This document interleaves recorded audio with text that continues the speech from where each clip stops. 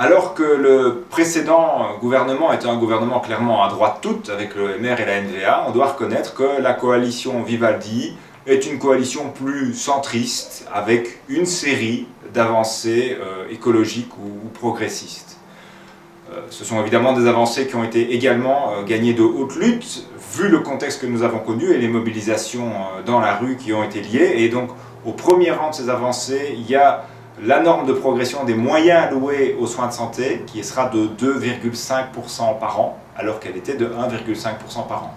C'est une progression, à titre de comparaison, sous le gouvernement Verhofstadt, qui n'était pas connu pour être un gouvernement gauchiste, elle était de 4%, donc ça reste modéré. Il y a aussi des moyens supplémentaires qui sont dégagés pour une série de secteurs, la justice en premier, la police aussi, et également pour les transports en commun, la SNCB singulièrement. Il y a quelques avancées féministes, il y a aussi quelques avancées démocratiques avec une réflexion qui s'ouvre autour de la démocratie participative. Et puis il y a un sujet qui a fait pas mal débat, qui est la question de la hausse des petites pensions, avec le débat était 1500 € brut ou net. On est en fait à 1580 € brut à l'horizon 2024, ce qui fait un peu moins que les 1500 € net qui étaient promis, et en 2024 seulement. Alors, des avancées, oui mais, on a envie de dire. Oui mais, le 1er mai, c'est évidemment, si on dégage des moyens pour des politiques nouvelles, et c'est un peu le cas, il faut savoir comment on finance ces moyens. Aujourd'hui, puisque on ne va pas s'attaquer, et j'y reviendrai, à la fiscalité, ces nouveaux moyens veulent dire un endettement auprès de banques privées, et donc, d'une certaine manière, ces mesures, c'est aussi, quelque part, augmenter notre dépendance à une série de banques privées. Et puis, regardons un peu dans le détail une série de ces mesures. Les moyens supplémentaires pour les soins de santé. À quoi vont-ils servir ? Il est fort à parier que, pour une part importante, ces moyens sont pour le remboursement d'une série de médicaments. Or, on sait, à défaut de prendre plus un contrôle public, ou un minimum d'avoir un contrôle public important sur ce secteur-là, qu'aujourd'hui, une série de médicaments sont évidemment surfacturés. Et donc, on a une série de moyens publics qui, en fait, sont et font du transfert vers des bénéfices d'une série de grandes firmes pharmaceutiques. Ce n'est pas l'engagement de personnel nouveau dont on a pourtant bien besoin dans les soins de santé qui, en première ligne, va profiter de ces moyens nouveaux, et il faut pouvoir le dire. Deuxième élément, on parle de moyens nouveaux pour la justice, 500 millions €, ça reste effectivement très insuffisant. Et puis surtout, la justice, que voudrait-on qu'elle fasse ? En premier, on voudrait qu'elle lutte contre l'énorme fraude fiscale qui sévit dans notre pays. Titre de comparaison, c'est entre 10 et 20 milliards d'euros par an. Qui est à la tête de la justice dans le gouvernement ? C'est le très très libéral M. Oppenwelde, M. Van Quickenborne. Et donc on a vraiment fort peu d'espoir qu'avec lui à la tête de la justice, ce soit ça la transformation qui s'opère demain. C'est pour ce qui concerne la justice. Alors on l'a dit, on voit des impulsions positives pour les pensions, mais dans le même temps il y a un renoncement central. Les socialistes avaient dit très clairement, nous ne rentrerons pas dans un gouvernement si nous ne revenons pas à un âge de la pension à 65 ans. Ce n'est pas le cas. On parle d'une revalorisation des pensions, mais on parle bien des pensions pour des carrières à temps plein. On sait que ce n'est pas le cas dans de plus en plus de cas, et singulièrement pour les femmes, et pour une carrière complète de 45 ans. Et à nouveau, on sait que pour les femmes, notamment, qui peuvent arrêter de travailler pendant un certain temps parce qu'elles ont des enfants, c'est très rarement le cas. Donc ça, ce sont évidemment des éléments très importants. Et en parallèle, on ne revient pas avec un élément absolument inique, qui est la loi de 1996, qui donc lie nos salaires au salaire des pays limitrophes, et une loi qui avait été, sous le gouvernement Michel en 2017, encore aggravée et empirée. Et ça, c'est évidemment un élément essentiel. On va rester dans une société dans laquelle on a cette fameuse compétitivité comme règle de base, et donc des salaires qui sont extrêmement comprimés. Autre élément central de cet accord, c'est la question du nucléaire. C'était vraiment un élément central annoncé par les écolos. D'abord, il y a beaucoup de flou, puisqu'on n'est pas certain qu'on va entièrement fermer le nucléaire, et puis il est possible qu'au minimum 2 centrales vont être maintenues au-delà de 2025.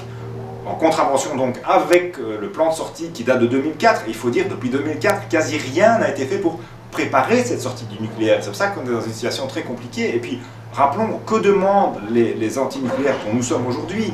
C'est la fermeture immédiate des centrales les plus dangereuses, et on voit à quel point elles sont très souvent arrêtées parce qu'il y a des problèmes techniques. Elles ont été prévues pour une durée de vie qui est aujourd'hui largement échue, depuis 2015 déjà, et la fermeture des autres, et donc de toutes les centrales en 2025.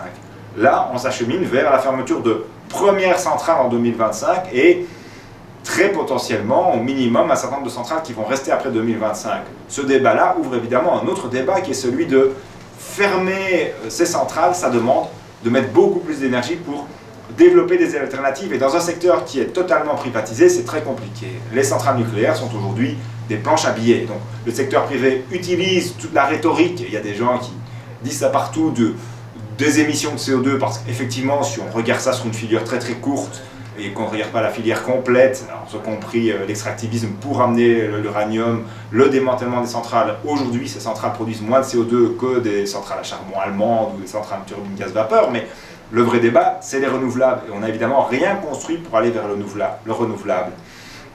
Une deuxième chose qu'on n'a pas construit, évidemment, c'est d'aider à diminuer la consommation énergétique des ménages. Et ça, on ne fait pas ça. Et au contraire, avec l'électrification du parc automobile qui s'annonce, et des voitures parfois très, très chères, et des voitures riches comme les Tesla, etc., qui sont excessivement consommatrices d'électricité, au contraire, on se prépare à une société dans laquelle on va avoir besoin de plus d'électricité. Nous, une des choses qu'on demande depuis très longtemps, c'est d'avoir une tarification progressive de l'électricité dont on a besoin pour chauffer l'eau, pour se laver. Ce n'est pas la même chose que de l'électricité dont on a besoin pour charger sa Tesla, parce qu'on a décidé de se déplacer en Tesla et pas en transport en commun. Et donc, évidemment, il y a une réflexion à avoir sur la tarification, et ça demande d'avoir un beaucoup plus grand contrôle du secteur que ce qu'on a aujourd'hui. Dernier sujet sur lequel il y a des avancées, c'est la question du droit des femmes. Il y a quelques avancées sur les entraves à la contraception et quelques autres mesures qui vont dans le bon sens, mais en même temps, aucune politique socio-économique d'égalité homme-femme. C'est très très clair. Évidemment, un élément aussi central dans ce qui arrive aujourd'hui, c'est un marchandage très très clair avec le CDNV qui consiste à remettre au calendrier grec une décision qui pourtant avait une majorité parlementaire, qui est la question de l'évolution sur l'interruption volontaire de grossesse et l'allongement du nombre de semaines pendant lesquelles on a le droit de faire une interruption volontaire de grossesse. La Vivaldi, en quelque sorte, c'est une sorte de retour à une politique libérale molle, on pourrait dire centriste, qui est une forme de rupture avec vraiment le à droite toute qu'on a connu avant, mais qui est évidemment très loin de la rupture dont on a besoin, qui est une rupture rouge-verte, une rupture de modèle économique véritablement, une rupture avec ce modèle ultralibéral, une rupture que nous appelons éco-socialiste. Alors le rapport de force n'existe pas aujourd'hui pour construire cela, mais n'empêche, on a l'impression qu'on va donc continuer encore et encore à appliquer une série de recettes qui vont dans le mauvais sens. On voit que ce soit les inégalités de richesse nord-sud ou que ce soit la question du réchauffement climatique, amène un nombre important de personnes à vouloir trouver refuge. Pas à migrer pour migrer, à vouloir trouver refuge, à trouver un espace digne. Alors on a annoncé avec beaucoup d'emphase le fait que c'était la fin des enfants dans les centres fermés. Avec ce gouvernement, c'est effectivement une chose qui est acquise. Concrètement, il n'y avait plus aujourd'hui d'enfants dans les centres fermés. Très concrètement, c'est le principe même des centres fermés qui est absolument inacceptable. Sur cela, rien. Un autre principe absolument inacceptable, c'est celui des expulsions collectives. À nouveau, sur ce principe, rien ne va changer. Et donc, on va poursuivre une politique qui est une politique de criminalisation des réfugiés, très clairement. Et une des choses très marquantes, c'est donc le secrétaire d'État CDNV, qui est en charge de ces thématiques, qui a déclaré, en quelque sorte, et de manière assez claire, qu'il y allait y avoir une rupture en matière de communication, de manière de communiquer par rapport à Theo Franken, mais que sur le fond, sur la politique qui était menée, nous allons être dans la poursuite de ce qui a été fait jusqu'ici. C'est évidemment totalement inacceptable. Pour nous, ce qu'il faut faire, c'est lutter évidemment sur ce qui est la source de ces migrations, les guerres, les tyrannies, les inégalités, les conséquences du réchauffement climatique. Deuxième enjeu totalement absent sinon à la marge, avec quelques petites annonces de M. Magnette sur le sujet, c'est la question de la justice fiscale. On vit véritablement dans une société dans laquelle il y a des inégalités croissantes qui sont liées à quoi? Au fait qu'on a une taxation sur le travail qui est importante et une taxation sur le capital qui est très inexistante. Et donc, le rapport capital-travail ne cesse de se modifier dans ce pays et aujourd'hui, la richesse produite retourne pour plus de moitié vers le capital et non pas vers ceux qui la produisent, à savoir les travailleurs. Et sur ça, absolument rien n'est fait aujourd'hui dans ce gouvernement. Et donc, cette absence de réforme fiscale, c'est clairement aussi une absence de moyens pour mener des politiques différentes. Alors, que pourrait-on faire? Il y a ce qui était annoncé par au minimum 2 des formations qui sont présentes ici, c'est ce qu'on appelle la taxe sur les millionnaires, hein, c'est le terme employé notamment par le PTB aussi, qui est une manière de dire allons prendre une partie de la richesse des très riches. Nous, ce que nous proposons, c'est quelque chose qui va plus à la racine. C'est de dire il faut non pas aller chercher vers les très riches, il faut avoir une société qui empêche d'avoir des très pauvres et des très riches, parce que c'est toujours le pendant de cette logique. Et quelle est la proposition que nous mettons en avant? C'est celle d'un revenu maximum autorisé, qui est lié à un revenu minimum. C'est l'idée de dire dans une société stable, bien conçue, dans laquelle la cohésion sociale fait sens, il ne peut pas avoir un écart supérieur à un facteur à 1 sur 10 ou à 1 sur 20. Ça peut être source de discussion entre les plus riches et les plus pauvres. Et comment est-ce que ça se met en place concrètement? Ça veut dire qu'on a un impôt sur les personnes physiques qui est beaucoup plus progressif que ce qu'il n'est aujourd'hui et qui, pour les tranches supérieures, pour les gens très très riches, monte jusqu'à un niveau d'imposition de 100%. Au-dessus d'un certain niveau de revenus, que ce soit du salaire ou d'autres formes de revenus, puisqu'on sait que les très riches ont des formes de revenus qui peuvent être différentes d'un salaire, on prend tout. C'est pas un modèle communiste russe de dire ça. Non, non, c'est un modèle libéral américain. Le pays où on s'est approché le plus de ça, c'est l'Amérique. Aux États-Unis, on avait un taux d'imposition sur les revenus les plus hauts à l'époque de Roosevelt de 92%. On nous dit, mettre de telles mesures, c'est créer un pays qui n'aura plus les moindres moyens, toutes les personnes vont fuir. Est-ce que, objectivement, l'Amérique de Roosevelt vivait moins bien que l'Amérique de Trump aujourd'hui? Nous ne le pensons pas. Et donc nous pensons que la justice fiscale, des mesures qui permettent d'avoir une certaine équité entre tous, c'est à la fois permettre, enfin, c'est ne plus permettre que des personnes vivent dans la pauvreté dans laquelle elles sont aujourd'hui, et c'est aussi ne plus permettre que des personnes vivent avec des moyens qui sont absolument déraisonnables.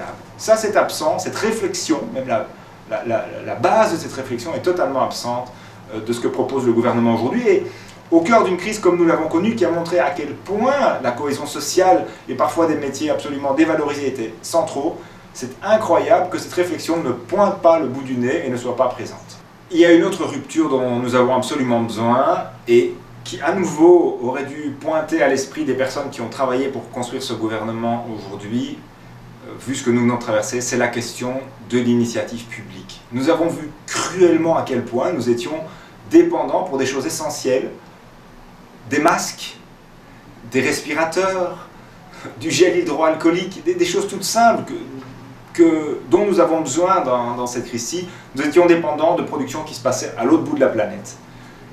On a besoin d'avoir des entreprises qui, au niveau local, peuvent produire ces choses. Et on a besoin d'outils publics également. Et ça, on l'a vu par exemple sur la question des vaccins, qui est encore centrale aujourd'hui, c'est-à-dire les entreprises qui sont en charge de réfléchir à ces questions-là, alors que le virus dont nous souffrons aujourd'hui n'est pas un virus qui est nouveau, hein, il a déjà sévi, mais il n'avait pas jusqu'ici touché suffisamment de personnes, était suffisamment massif, suffisamment meurtrier que pour intéresser des acteurs privés à y mettre de l'argent et à faire de la recherche.